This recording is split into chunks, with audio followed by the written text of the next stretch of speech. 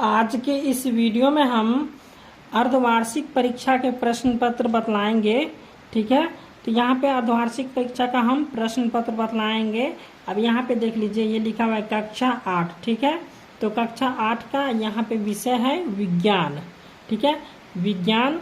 अब यहाँ पे समय कितना दिया हुआ है, 2 घंटा। समय 2 घंटा का रहेगा और कुल जो है सो 50 अंक का जो है परीक्षा होगा। ठीक है, तो यहाँ पे लिखा पूर्णांक 50। तो ये जो है सो सभी जिला का प्रश्न रहेगा, इसी प्रकार का सभी जिला में प्रश्न रहेंगे। ठीक है, और उसके बाद आप लोग किस किस जिले से है ये कमेंट कर दीजिएगा। ठीक है, और यहाँ पे लिखा हुआ है सेट बी, तो आपके पास कोई भी सेट रहे, सेट ए से लेके सेट जे तक कोई भी सेट रहे तो सभी में एक ही प्रकार के प्रश्न आएंगे। ठीक है, तो चलिए इसको हम बतलाते हैं। अब यहाँ पे लिखा हुआ छात्र छात्रा का नाम, तो आप यहाँ पे नाम लिख दीजिएगा। यहाँ पे लिखा हुआ वर्ग क्रमांक, तो यहाँ पे क्रमांक लिखना है, कितना आपका क्रमांक। अब यहाँ पे विद्यालय का नाम लिखना है, उसके बाद प्रखंड का नाम लिखना है, उसके बाद यहाँ पे संकुल का नाम लिखना है, उसके बाद जिला का नाम लिखना है, उसके बाद यहाँ पे लिखा वीक्षक का हस्ताक्षर, यानी जो आप परीक्षा देने के लिए जो आपके क्लास में जो शिक्षक रहेंगे वो यहाँ पे हस्ताक्षर करेंगे। उसके बाद यहाँ पे मूल्यांकन करता, यानी जो आपका कॉपी चेक करेंगे वही यहाँ पे हस्ताक्षर करेंगे। उसके बाद यहाँ पे प्राप्त अंक दिया हुआ। ठीक है, तो आप कुल कितने प्रश्न बनाए हैं उसमें से जो आपका अंक आएगा वो यहाँ पे लिखाएगा। ठीक है, तो कुल 50 अंक में से जो आपका कितना अंक प्राप्त हुआ तो ये यहाँ पे लिखाएगा। ठीक है, चलिए अब हम प्रश्न की ओर बढ़ते हैं।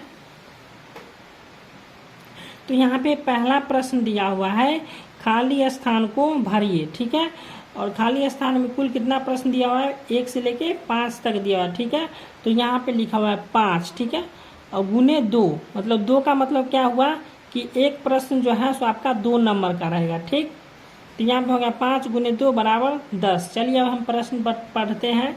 तो यहाँ पे पहला प्रश्न है, पेट्रोल का ज्वलन ताप किरोसिन के ज्वलन ताप से क्या होता है, खाली जगह में कम होता है। ठीक है, अब यहाँ पे दूसरा प्रश्न है, भूकंप की तीव्रता का मापन खाली जगह में आ जाएगा रिक्टर स्केल से किया जाता है। उसके बाद यहाँ पे तीसरा है, नायलॉन के रेशे को जलाने पर उबलते हैं, तो ये जलते प्लास्टिक के समान गंध निकालती है। ठीक है, उसके बाद चौथा प्रश्न है, बल में परिमाण एवं खाली जगह में आ जाएगा दिशा दोनों होते हैं। उसके बाद 5वां प्रश्न है, द्रव द्वारा आरोपित दाब सभी दिशाओं में होता है। ठीक है, अब दूसरा प्रश्न है, सही कथन पर सही और गलत पर गलत का निशान लगाए। यहाँ पे भी एक प्रश्न आपका 2 नंबर का रहेगा, तो 5 गुने 2 यहाँ पे हो जाएगा 10। ठीक है, तो यहाँ पे कुल 5 प्रश्न है। ठीक है, अब यहाँ पे इसका पहला प्रश्न है, तरित कौमा जीवन तथा संपत्ति को नष्ट करता है, तो इसका आंसर आप खुद दीजिएगा। अब यहाँ पे दूसरा प्रश्न है, टेरिलीन एक प्राकृतिक रेशा होता है, तो यहाँ पे गलत का चिन्ह आ जाएगा। ठीक है, अब यहाँ पे तीसरा प्रश्न है, सर्पी घर्षण स्थैतिक घर्षण से अधिक होता है, तो यहाँ पे भी गलत हो जाएगा। अब चौथा प्रश्न है, वायु में भार होता है, तो यहाँ पे भी गलत हो जाएगा, वायु में भार नहीं होता है। उसके बाद यहाँ 5वां प्रश्न है, खरपतवार हटाने की प्रक्रिया को कटाई कहते हैं, यहाँ पे भी गलत का चिन्ह आ जाएगा। ठीक है, अब तीसरा प्रश्न है, सही सही मिलान करें, इधर कॉलम क है और यहाँ पे कॉलम ख है। ठीक है, तो यहाँ पे तीसरा का 1 में दिया हुआ त्वरित चालक। ठीक है, इसमें भी कुल जो है सो कितना प्रश्न दिया हुआ है, 5 प्रश्न दिया। ठीक है, तो यहाँ पे भी एक प्रश्न जो है सो 2 नंबर का है। ठीक, चलिए इसको हम मिला लेते हैं। तो यहाँ पे पहला प्रश्न है त्वरित चालक, तो त्वरित चालक हो जाएगा आपका 1 का हो जाएगा अंग, ये हो जाएगा त्वरित सुरक्षा। ठीक है, यहाँ पे पेशीय बल है, तो पेशीय बल का हो जाएगा पास्कल। ठीक है, 2 का हो जाएगा खो। अब इसके बाद 3 में है मलेरिया रोग, तो मलेरिया रोग का हो जाएगा प्रोटोजोआ। उसके बाद चौथा में है दाब। ठीक है, तो दाब में हो जाएगा, ये हो जाएगा घोड़ा द्वारा गाड़ी खींचना। ठीक है, अब यहाँ पे 5वां प्रश्न है, प्राथमिक ईंधन, तो प्राथमिक ईंधन हो जाएगा आपका ग नंबर लकड़ी कोयला। इसी प्रकार हम चौथा प्रश्न देख लेते हैं। चौथा प्रश्न है लघु उत्तरीय प्रश्न। ठीक है, यहाँ पे 2 प्रश्न दिया हुआ है आपको। ये पहला प्रश्न है और एक और दूसरा प्रश्न है। ठीक है, तो यहाँ पे दोनों प्रश्न 5 नंबर का प्रश्न है। ठीक है, चलिए यहाँ पे पहला प्रश्न हम पढ़ लेते हैं। केचुए को किसान का मित्र कहा जाता है, क्यों? उसके बाद अथवा में दिया हुआ है एस्थेटिक घर्षण और सर्पी घर्षण में अंतर बताएं।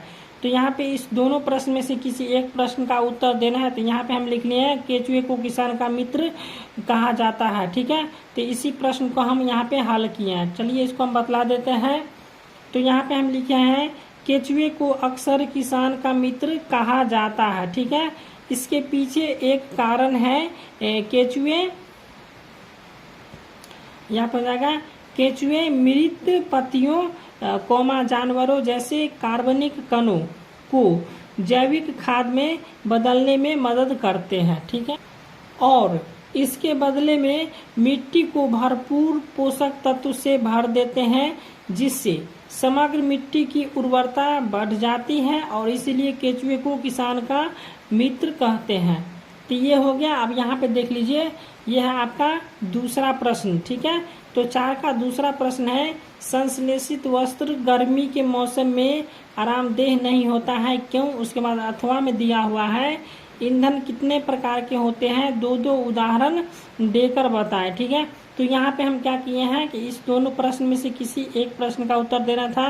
तो यहाँ पे हम जो है सो संश्लेषित वस्त्र गर्मी के मौसम में आरामदेह नहीं होता है, क्यों? इस प्रश्न का हम उत्तर दिए हैं। ठीक है, चलिए इसको हम पढ़ लेते हैं। तो यहाँ पे लिखे हैं संश्लेषित वस्त्र में जल ग्रहण करने की क्षमता बहुत कम होती है तथा उष्मा का सुचालक होता है, यानी धूप या प्रकाश को ग्रहण कर काफी गर्मी महसूस होता है, साथ ही पसीना को भी नहीं सोख पाता है। इन्हीं कारण से ये गर्मी में आरामदायक नहीं होता है। ठीक है, अब 5वां प्रश्न है दीर्घोत्तरीय प्रश्न। ठीक, तो यहाँ पे 5वां प्रश्न का दीर्घोत्तरीय प्रश्न त्वरित तथा भूकंप से सुरक्षा के उपाय का वर्णन कीजिए। उसके बाद यहाँ पे अथवा में दिया हुआ है खाद्य परीक्षण से क्या समझते हैं, खाद्य परीक्षण के विभिन्न लाभों को लिखे। तो यहाँ पे हम क्या किए, खाद्य परीक्षण से क्या समझते हैं, ये हम इसका आंसर लिख दिए। ठीक है, अब यहाँ पे आप लोग खाद्य परीक्षण के विभिन्न लाभों को लिख लीजिएगा। ठीक है, चलिए इसको हम पढ़ के बतला देते हैं। यहाँ पे लिखे हम खाद्य पदार्थों को नष्ट होने तथा सड़ने से बचाने के लिए प्रयुक्त की जाने वाली विभिन्न तकनीक जिससे खाद्य पदार्थ को अधिक समय तक उपयोग किया जा सके खाद्य परीक्षण कहलाती है। ठीक है, तो इसका जो है सो हम यहाँ पे ये समझते हैं। यहाँ तक आंसर आ गया है। अब यहाँ पे आपको क्या करना है, खाद्य परीक्षण के विभिन्न लाभों को लिखे। तो यहाँ पे क्या कीजिएगा, आप लोग इसके विभिन्न लाभों को लिख दीजिएगा। ठीक है।